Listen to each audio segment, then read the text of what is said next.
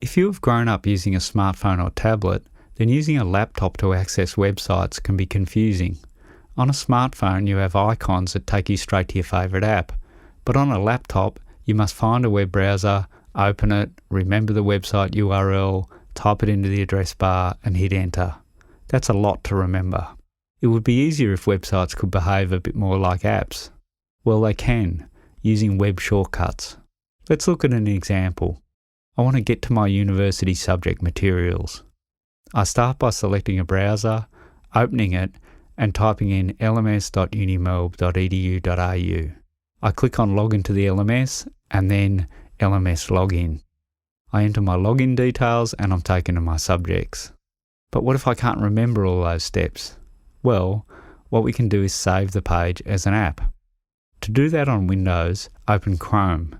Click on the Customize and Control Google Chrome icon, which appears as 3 vertical dots at the top right of the screen. Select More Tools and then Create Shortcut. Give the shortcut a name and check the box Open as Window. Click Create. That's it. A new window will open and a shortcut will be added to the desktop. If you like, you can drag the icon and pin it to the taskbar for easy access in the future. Now when you click on the icon, the website will launch. Okay, so now I have a shortcut to my subjects. What else can I create a shortcut to? Well, any other website. And what if I'm on a Mac? No problem, as long as you've got Chrome installed. Let's look at an example. Open Chrome and go to student.it.unimelb.edu.au and then click on the link to Microsoft 365. Click on Go to Microsoft 365 and then select an app like Outlook. Click on the 3 vertical dots at the top right of the screen. Like previously, you can select More Tools and then Create Shortcut. But you will also see an additional option to install Outlook PWA. Uh-oh, jargon alert. What's a PWA? Well, a progressive web app or PWA is the same as a shortcut except that it will work offline. This can be handy, so if you see this option, it's worth selecting it.